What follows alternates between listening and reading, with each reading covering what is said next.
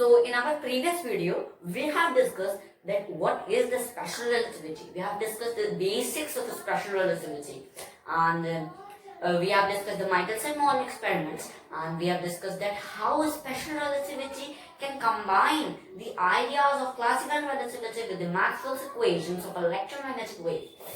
And so in this video, we will be discussing an effect in the special relativity, and which is the time dilation.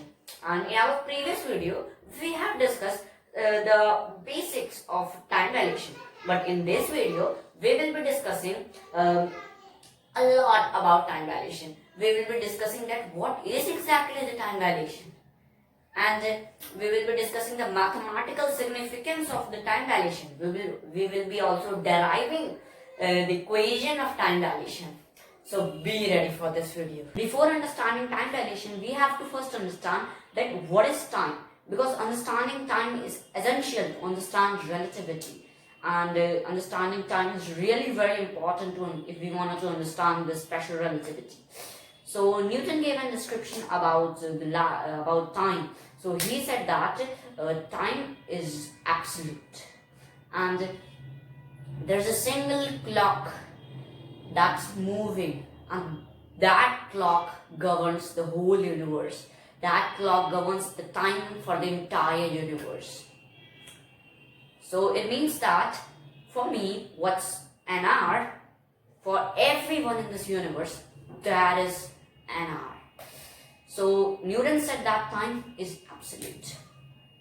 But as we have discussed in our previous video of special relativity, that time is not absolute. Time is relative and depends upon the observer, the situations of the observer, the speed of the observer.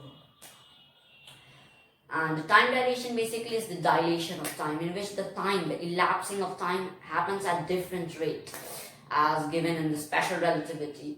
So in the special relativity, Albert Einstein said that time changes itself. Time elapses at different rate relative to the velocity of the observer. So if any observer is accelerating, if any observer has some velocity, then the time for that observer will elapse slowly.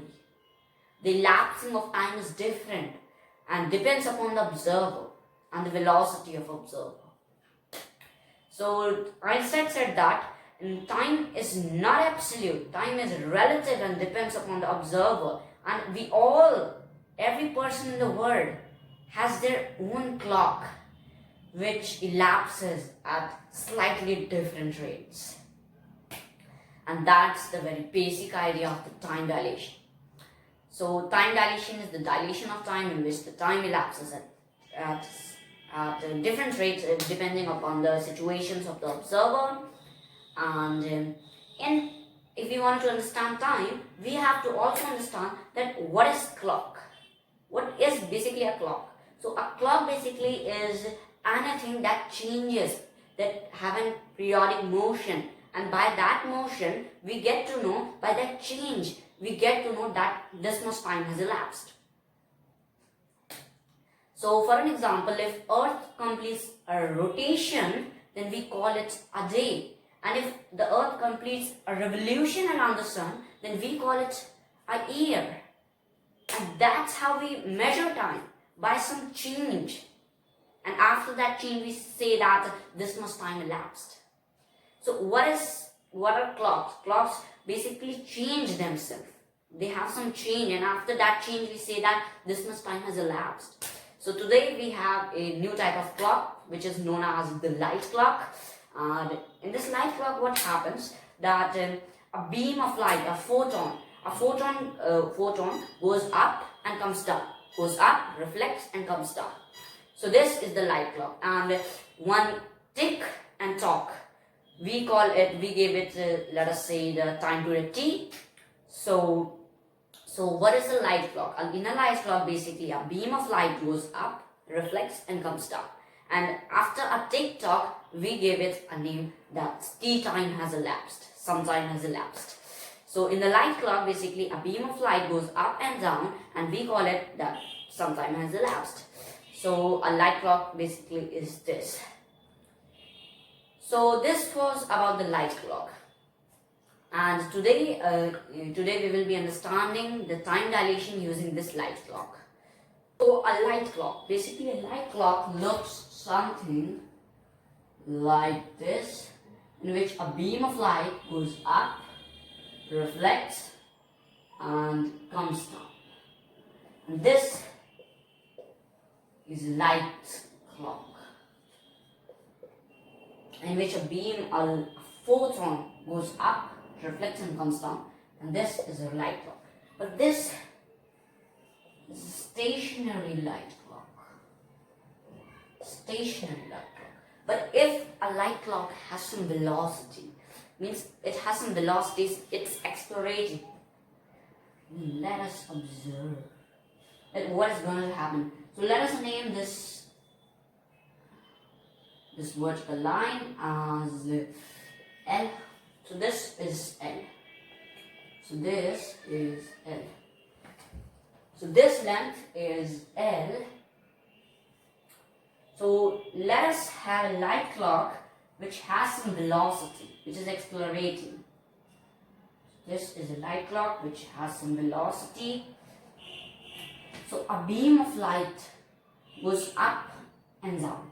But in this case, the light clock has some velocity. So what is going to happen? That light clock will cover more distance. The light clock is going to cover more distance because it's accelerating. And we can even imagine that if we have a light clock and the beam of light is going up and down, tick and then tock. So if it is accelerating, then what will happen? The beam of light started here and now it will go from here to here and here. So it is covering more distance, right? So the light clock is basically covering more distance. So the light clock which has some velocity, that light clock is covering more distance. So this light clock basically is covering more distance. So in this light clock, the covered distance by this beam of light will be more. And we had discussed that the speed of light is same in our previous video. Speed of light is constant. So in this case, in which the light clock has some velocity. So if there is a man who is in that light clock and he is observing the light, so for that man, what should he observe? So he should observe that the beam of light goes up and comes down and covers the distance 2L. It goes up and down. So it covers distance 2L. But for our perspective, outside that light clock, for our perspective, the light clock, the beam of light in that light clock is covering more distance. So how this can happen? How a same event can be different for different observers? So for us it is covering, let us say C distance. So the beam of light now is covering C distance instead of 2L. So it is covering total 2C distance. So a tick tock takes the distance covered by the light beam to go tick tock is 2C. But in the case of man, in the perspective of man, it is 2L. So how this can happen? How the same event can be different? How the distance covered by this light beam can be different for two observers. For us it is 2C and for this guy it is 2L. How this can happen? So we have discussed that the speed of light is constant. In our previous video we have discussed deeply that the speed of light is constant. And space and time changes themselves to make the speed constant. And this is the idea of the special theory of relativity. So basically, time and space changes themselves. But today we are going to talk about the time dilation. So the time dilation. So in the time dilation, so In the time dilation, the time elapses at a different rate to keep the speed constant. So the speed of light c is the speed of light which is constant. So the speed of light is always constant, and the time and space changes themselves to make the speed of light constant.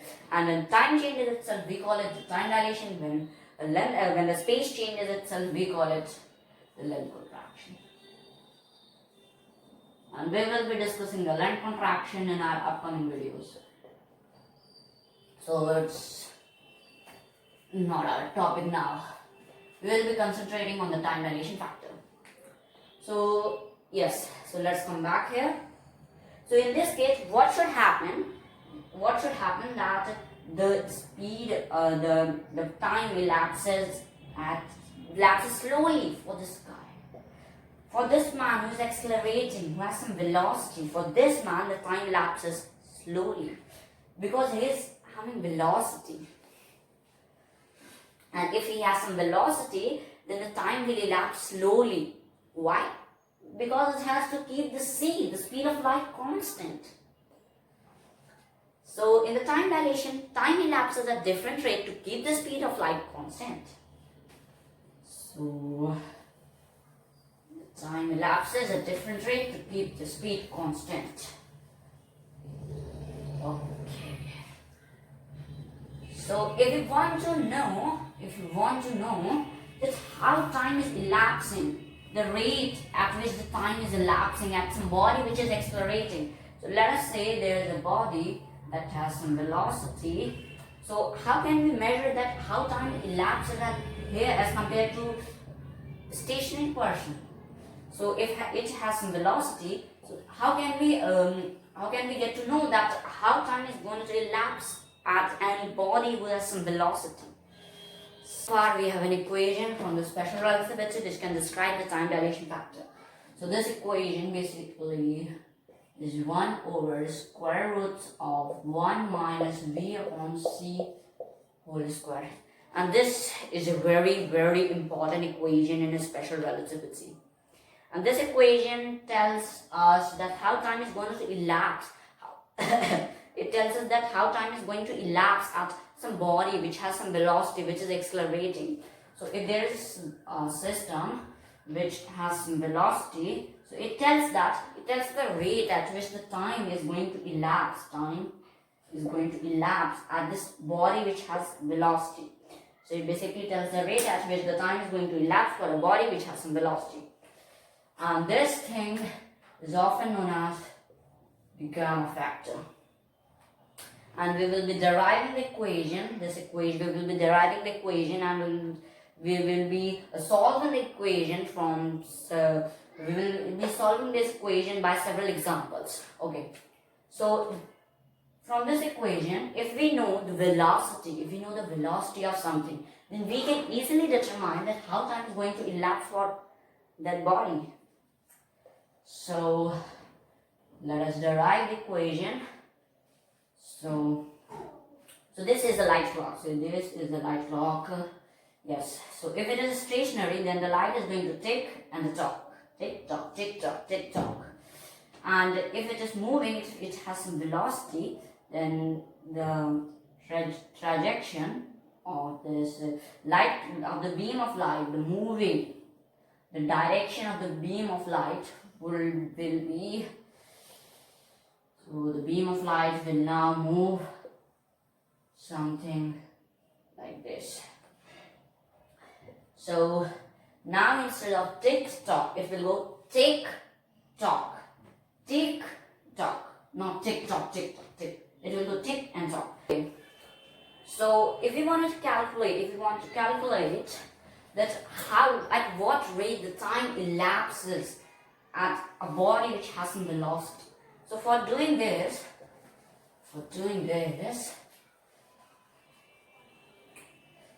so let us take this example. So the distance from here to here is, let us say, L, and the distance from here to here is, let us say, C. So this is the C, this is L. So the distance from here to here is C.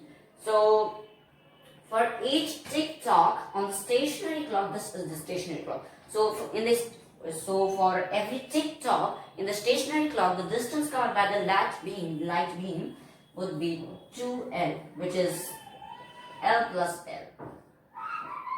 Right? So it will be 2L, which is L plus L. 2L is equal to L plus L. And the distance covered by the light beam to go in a form of a diagonal when the light clock has some velocity.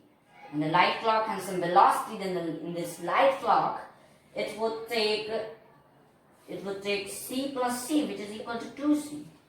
So when this light clock has some velocity, then it is going to cover the 2C. So the beam of light is going to cover 2C, and if it is in stationary, then it's going to cover 2L. So if we wanted to find that how time is going to elapse on a moving clock upon how time is going to elapse on the stationary clock, then so the duration that light takes, duration of time on moving light clock. On the moving light clock, it is we have mentioned here moving clock 2C. So it is basically 2C and it's divided by duration on stationary clock, duration of time on a stationary clock,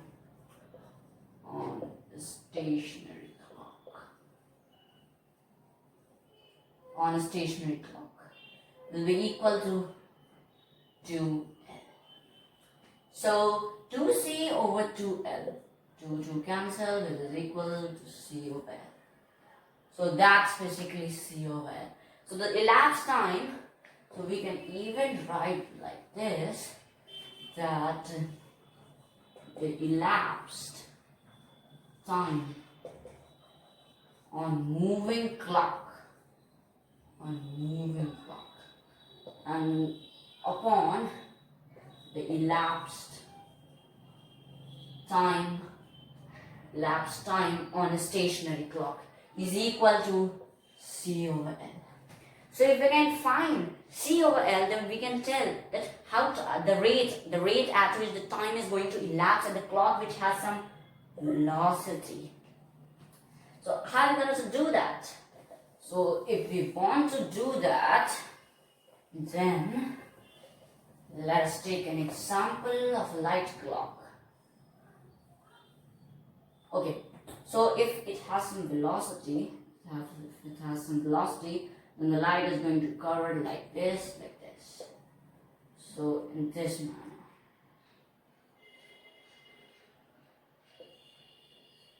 Okay, so the light is going to in this manner. So we named it previously we said that this is C and this is L.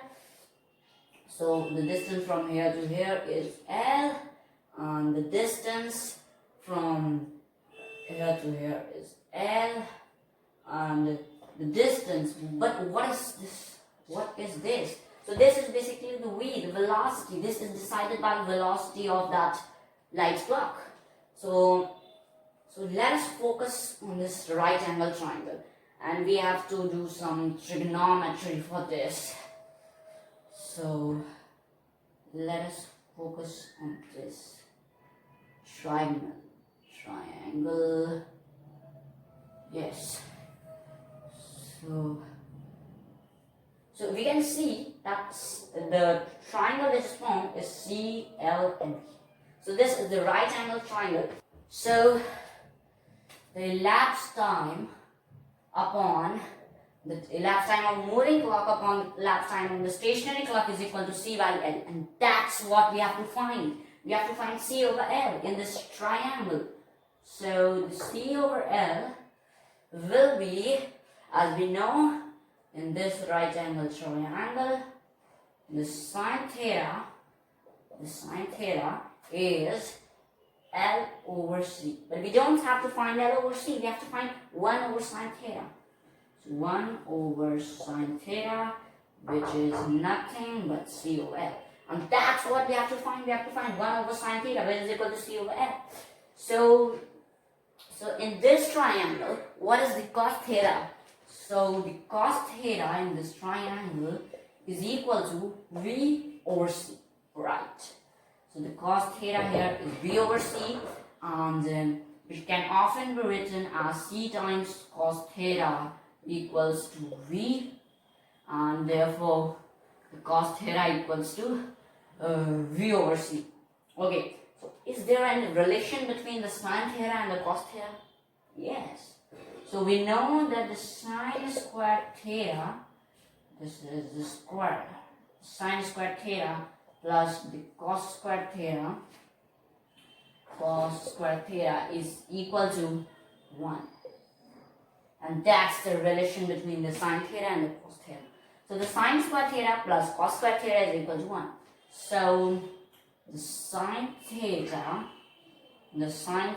will be equal to, the sine squared theta will be equal to, so this will go there, so it will become 1 minus cos squared theta. So sine squared theta is equal to 1 minus cos squared theta. So the sine theta here will be equal to, and as we have discussed, the cos theta is V over C. So the sine theta will be equal to 1 minus V over C and square, so V over C square. So sine theta is sine squared theta is 1 minus V over C square. But what is the sine theta here?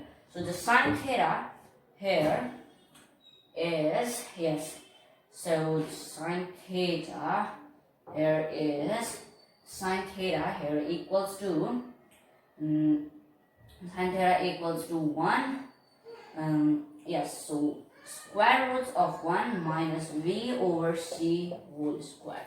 And this is the value of the sine theta. But we don't have to find the sine theta. We have to find 1 over sine theta. So which will be equal to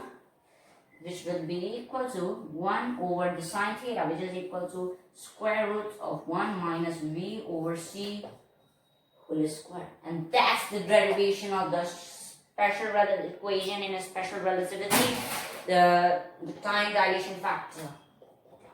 Time dilation factor, often known as gamma factor.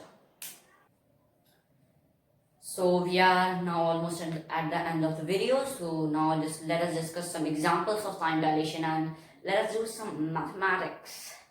And this is really very crazy part of the video. So time dilation examples. So let us see some questions. So you can see the question up here. A rocket travels at 97% of the speed of light for 1 hour. Calculate time on Earth. So we have to calculate the elapsing of time on Earth. So the speed of rocket is 97% of the speed of light. So speed of rocket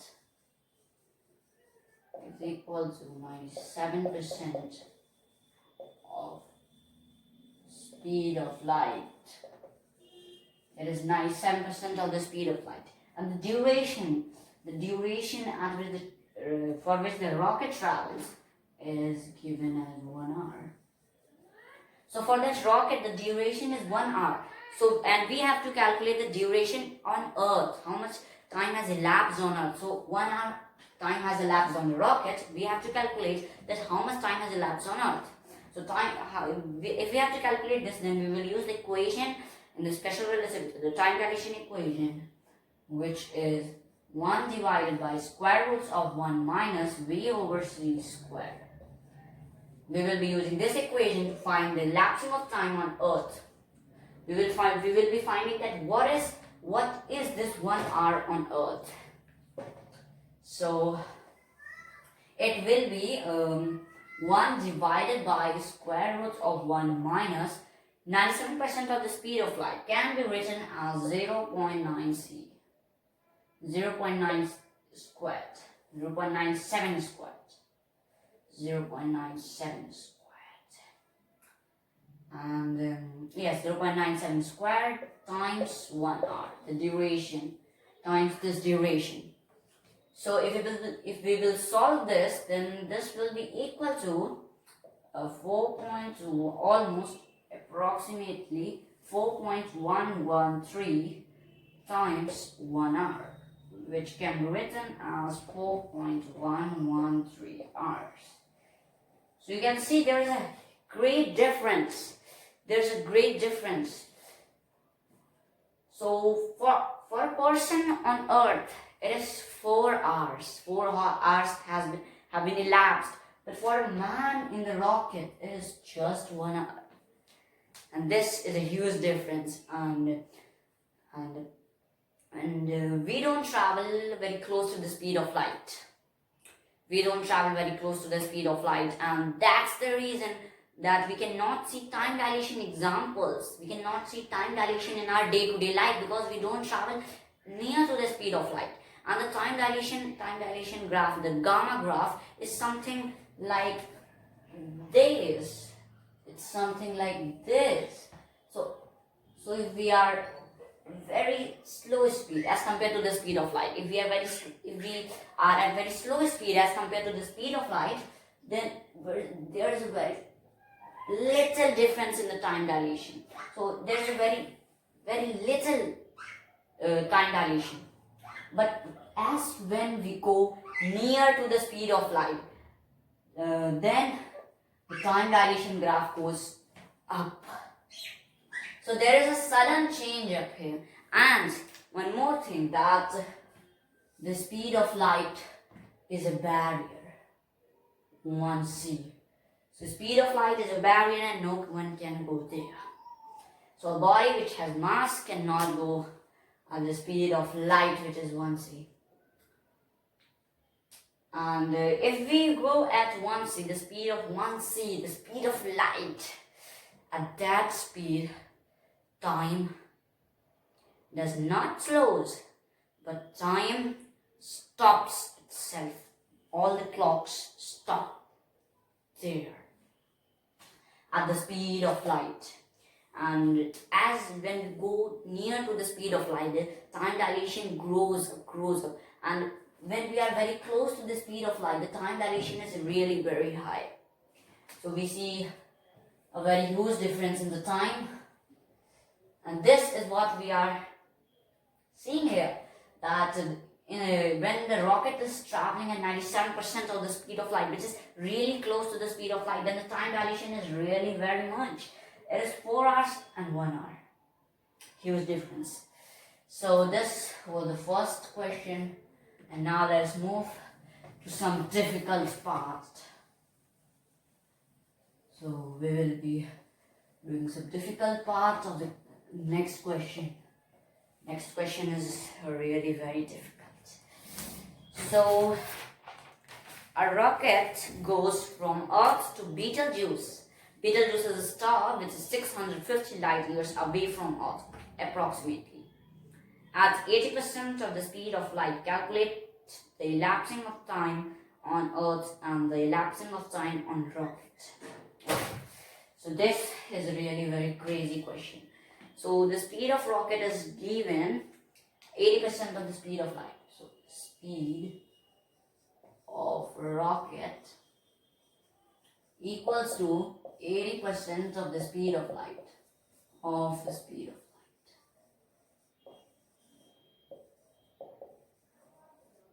So the speed of rocket is 80% of the speed of light, and the distance is 650 light years.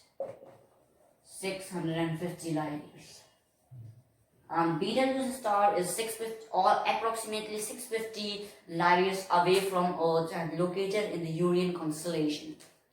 So this is the Betelgeuse.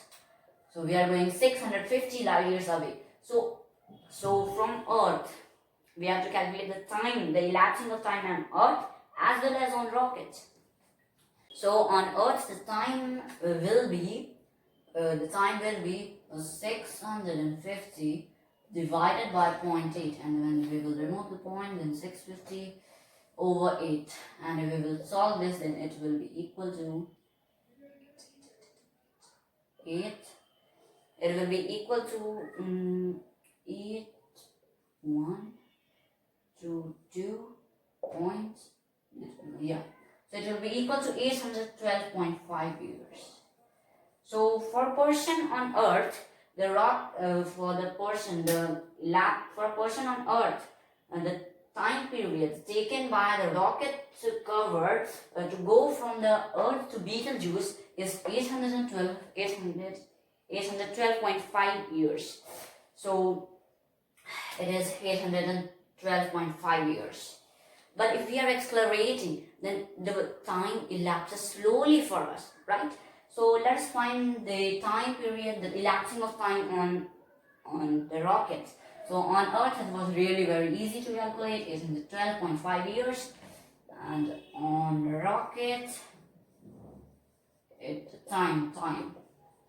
So we are calculating time. Time on rocket is equal to the gamma factors. First we have to find the gamma factor. So first let us calculate the gamma factor, then we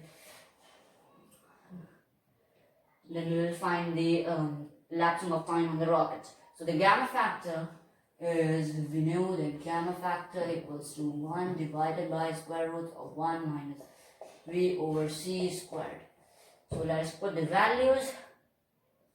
So 1 divided by square root of 1 minus 0.8, and so it will be 0.8c, which is a 0.8 square.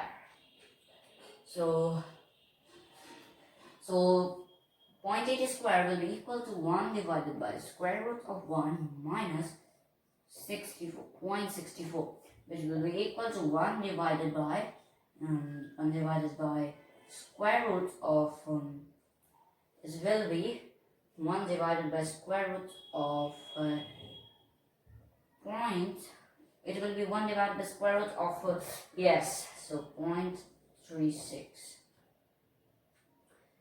and which often can be written as 36 square root will be equal to 1 divided by 0.6, and which can be written as 5 divided by 3. So this is our gamma factor. This is really very crazy question, you know. We have to do much calculations.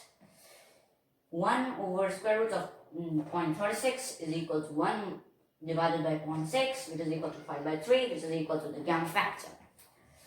So it is 5 over 3. And now the gamma is 5 over 3. So if you want to find that if you want to find the time that has elapsed on the rocket, then what we have to do is to divide this number with the gamma 5 over 3. So we will write 812.5 divided by 5 over 3. So we will first solve 5 over 3, then we will divide it by that. So our final answer will be 487.5, and this is our answer. And in this thing, we get to know that this is the time that has elapsed on rockets. Time elapsed on rockets is 487.5 years. There's a huge difference, you know. 487.5 years and 812.5 years. What a huge difference.